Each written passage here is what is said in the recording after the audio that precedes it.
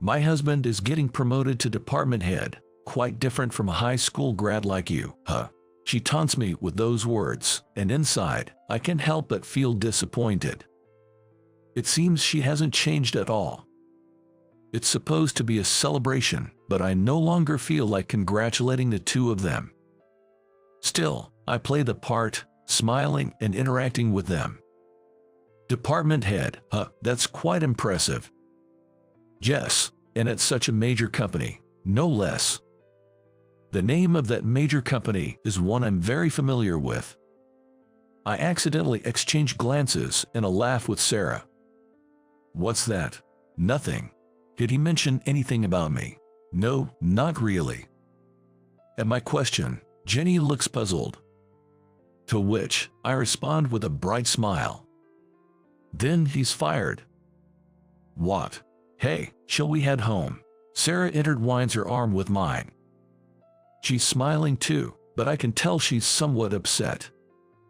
I don't want to stay here any longer either. So, Sarah and I decide to leave. Upon arriving home, we almost immediately receive a message. Please come back right away. I'm Mike Rice. A 32-year-old high school graduate. I had to work energetically every day. My parents divorced when I was young due to my father's infidelity. After that, my mother worked tirelessly from morning till night every day to raise me. Seeing her struggle is why I chose to start working right after high school. You don't have to worry about me. It's not just about that. I wanted to start working early for my own dreams, too. Though my mother looked apologetic, I never regretted my decision. Indeed, it's thanks to that decision that I met Sarah, who would become my beloved wife. Can I support your dreams too? Sarah never laughed at my dreams. Instead, she helped me achieve them. She's a year younger than me, but she always leads me confidently, without hesitation. Thanks to her, I've been able to walk a straight path. However, just as my dream was within reach, my mother got sick and passed away suddenly. I'll become your family now and make you happy, so it's going to be all right. Sarah, comforting me after losing my only family, proposed to me. Soon after, we get married, and a few years later, we had a lovely daughter. Thank you always, Sarah. Why so sudden? I should be thanking you, Mike. You've made me happy, so thank you. Thanks to Sarah and our family, I now live a happy life. Grateful for this every day, I continue to work hard. Mike, there's a letter for you. Oh, thanks. One day, I received an invitation to a wedding. Checking the name, it turns out to be from a high school classmate. Jenny, huh?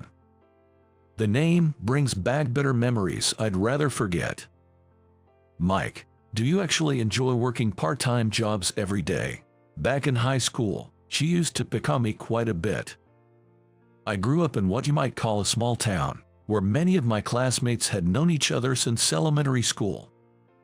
Despite knowing my circumstances, Jenny often ridiculed me for my days filled with part-time jobs.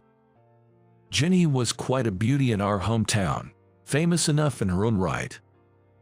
Her entourage followed her lead, often bothering me as well. Your family is so poor that you have to work part-time jobs even at the expense of your free time, huh? Must be tough in a single-parent family. I didn't really want to get angry, and ignoring them usually made them lose interest eventually. Still, I honestly wished they'd just leave me alone. Hey, how dare you ignore me, Mike? That's pretty cheeky. Sorry, but I'm busy. But contrary to my wishes, Jenny kept pestering me, and I constantly faced bullying from her. Especially after people found out I was only a high school graduate. That's kinda pathetic.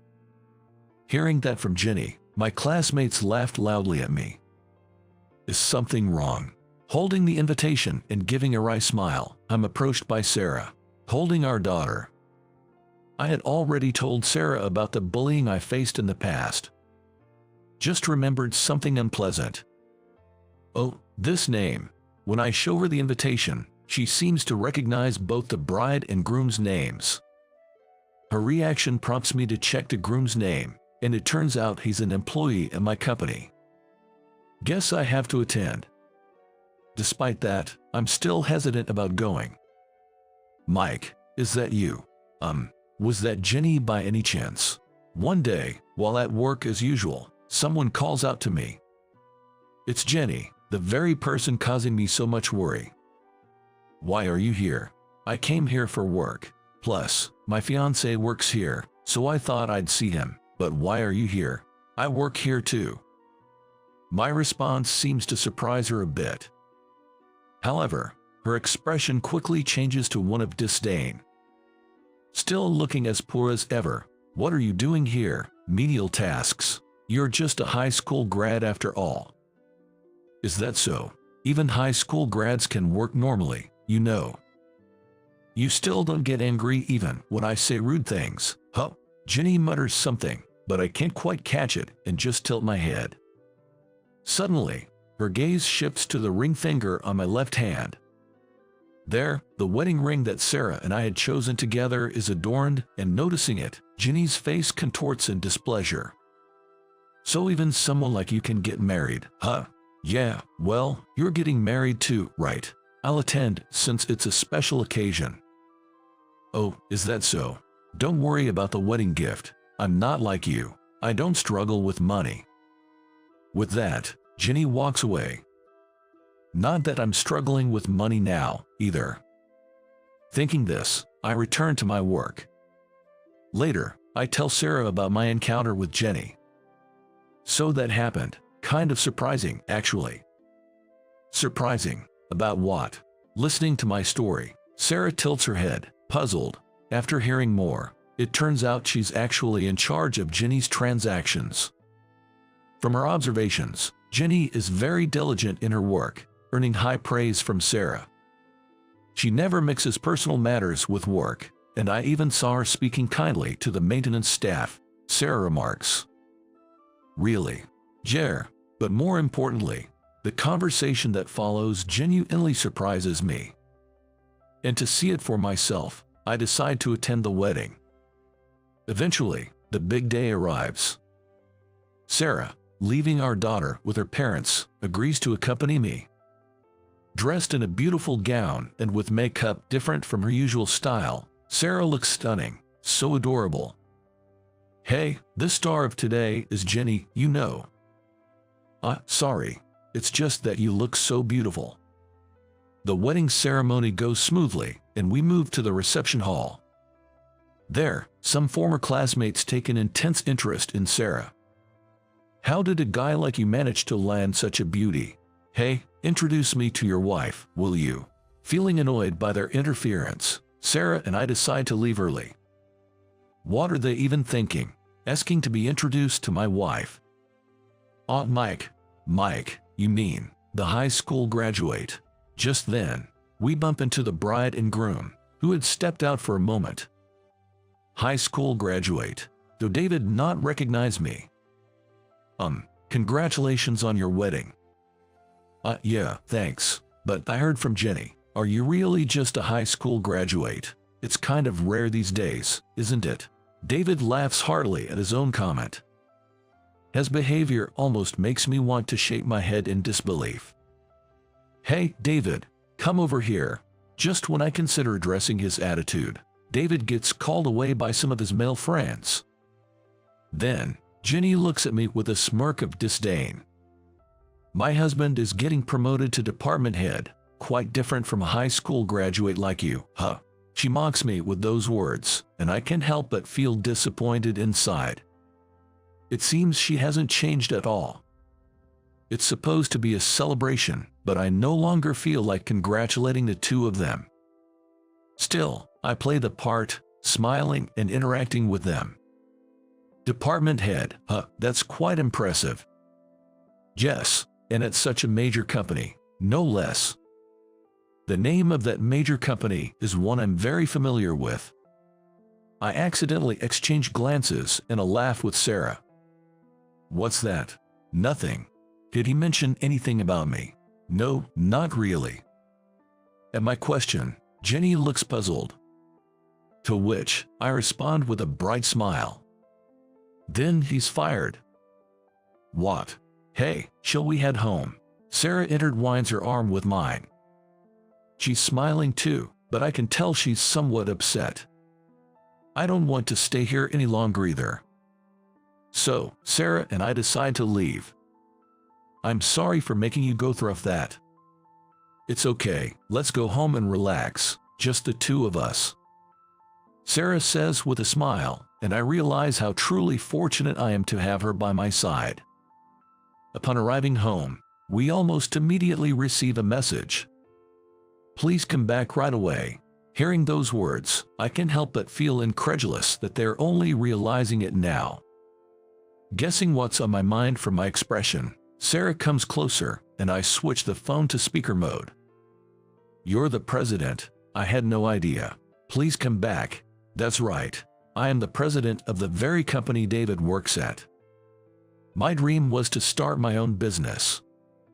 So, I worked right out of high school, gathering funds while learning about the business world.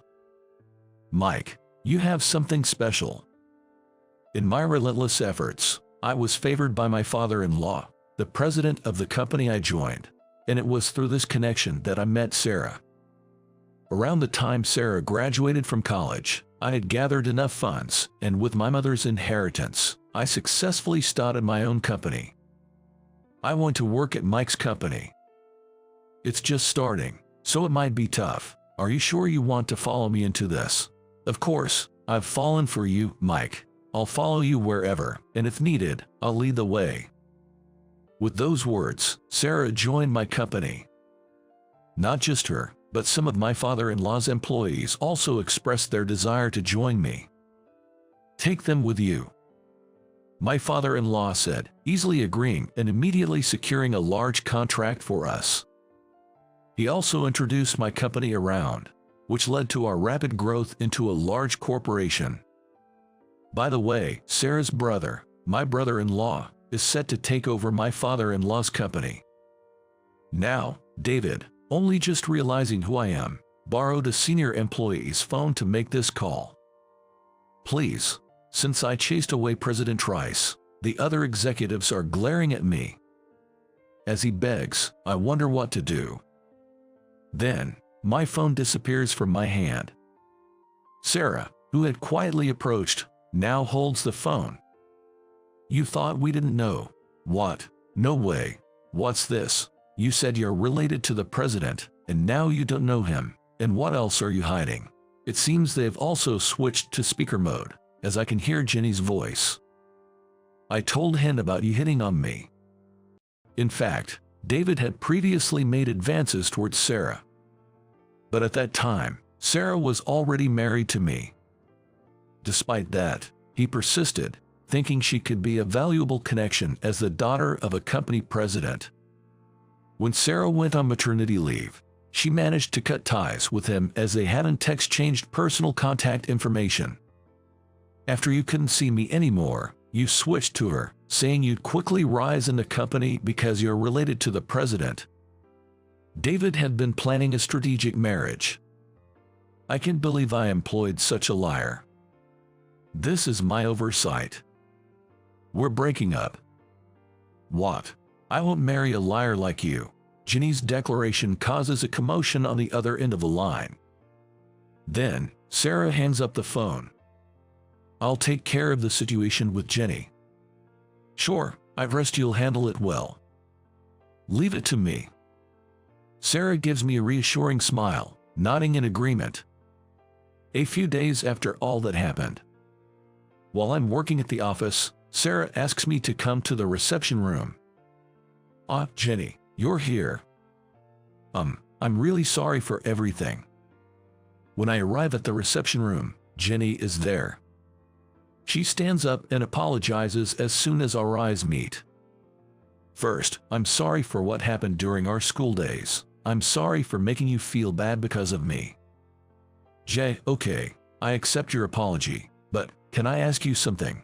Why did you always bother me like that? Back in school, I actually liked you, Mike. Her unexpected confession takes me by surprise. According to Jenny, she was interested in me and tried to talk to me but couldn't be straightforward. Her awkwardness made it seem like she was bothering me. This led to misunderstandings and harassment from others, worsening our relationship. She had tried to stop them and clear up the misunderstanding, hoping to get along better with me, but it only resulted in more harassment. I shouldn't have bothered you when others misunderstood, and I was rude because I couldn't be honest and was conscious of others watching. I'm really sorry. Okay, I understand. And what about David? David has been absent from the company without notice since the incident. His immediate supervisor, Ethan, has been trying to contact him, but it seems he's been ignoring all attempts. The events at the wedding have spread throughout the company, making it an uncomfortable situation for him. We broke up. Jenny states clearly. She found out about Sarah and me being married before Sarah went on maternity leave. Jenny didn't know I was the president, but she had mixed feelings about me being married. That's when David approached her. He started rumors about them dating, and she got caught up in it, leading to their relationship. It continued half-heartedly until her parents and relatives pressured her to get married soon. I didn't want to marry with such unresolved feelings. Her parents told her not to let go of David, the soon-to-be department head, and to hurry up and show them grandchildren, as there would be no worries with a successful man. The reunion with me stirred up those unresolved feelings, leading to her lashing out. I really am sorry for the trouble I caused. Jenny apologized deeply. I accept her apology, understanding her situation. By the way, it seems she has completely gotten over her feelings for me. Seeing Jenny's relieved expression, both Sarah and I exchanged smiles, feeling reassured. Following the incident, David is, of course, dismissed from the company. He was claiming to be related to me and acting arrogantly because of it. It seems most employees didn't take him seriously and just brushed it off, but a few believed him. Sarah, realizing he had been spreading lies, had some employees gather evidence under her direction. I didn't notice at all. I need to reflect on that. You've been busy with new contracts and business expansions recently, but it's good to reflect. Let's pay more attention to the employees too. Yes, that's right. With the evidence and his recent unauthorized absences, we were able to fire David without issue. After hearing about this incident from Sarah, I sought help from my angry father-in-law to deal with David. I relied on my father-in-law's extensive network of connections. David was sent to a remote location to do physical work. Meanwhile, Jenny resigned from her job. It seems she was deceived by David too, but it became too uncomfortable for her. Plus, her parents disowned her. Her parents cut ties with her over the incident, saying she was a disgrace for not providing grandchildren and breaking off the engagement. Jenny, who lived with her parents, was kicked out of her home and is now staying in a business hotel. They called me a disgrace for not showing them grandchildren and breaking off the engagement on my own. Apparently, her parents had always been overly interfering, berating her for even the slightest displeasure. To outsiders, they appeared kind, leading to Jenny's awkward personality. Now that she's distanced herself from her parents, this might be a good opportunity. Jenny, if you're okay with it, how about working with us? That sounds great. I've always wanted a right-hand person. You would be perfect since you're so capable and can start contributing immediately. Plus, if you join our company, you can move into the company housing. Sarah agrees with my proposal. Jenny looks at us, seemingly bewildered. I need your help. Yes, thank you very much. Jenny nods, her eyes brimming with tears, accepting my offer. Then, Jenny joined our company. She's really outstanding. She quickly became my right hand and has been a great help. Jenny quickly demonstrated her abilities, significantly boosting our performance. And Sarah's workload has been reduced significantly. Hiring her was definitely the right decision. Truly, it was a good call. Sarah nods, stroking her belly in agreement. To celebrate our improved performance, we decided to have a meal with my in-laws. We invited Jenny to the dinner as a key contributor. Is this your daughter? She's adorable. We brought along with our daughter. Jenny is doting on her, repeatedly saying so cute with a beaming smile. My brother-in-law was watching her. It looks like my brother has fallen for Jenny at first sight, Sarah whispered to me. Indeed, after the meal, my brother-in-law approached Jenny. Jenny didn't hide anything about her past from him. But after hearing everything from Dad, he accepted Jenny. Sarah informed me. And so, they started dating. Unlike with David, her relationship with my in-laws is more understanding, allowing her to prioritize her feelings. Since there's no need to rush or face blame, Jenny seems to be comfortably dating, feeling secure in her new relationship. I never thought my brother would get married. It's great that someone wonderful like Jenny came along, Sarah said with a laugh, and I joined in. Our daughter was also smiling, watching us. Together, we stroked Sarah's belly. We had announced at the meal that Sarah was expecting our second child. Our family's happiness contrasts sharply with David's situation. He's struggling in a remote area, working hard without any support, both physically and mentally worn out. Trying to win people over like before doesn't work anymore. Everyone knows his true nature now, and no one's willing to help him. Moreover, after cutting ties with Jenny, her parents tried to reconnect upon learning she had secured a position in a large company and was dating the son of another prominent company. My brother-in-law drove them away, bringing him and Jenny even closer. Their marriage seems imminent. We received a photo of the two smiling happily, which made us smile as well.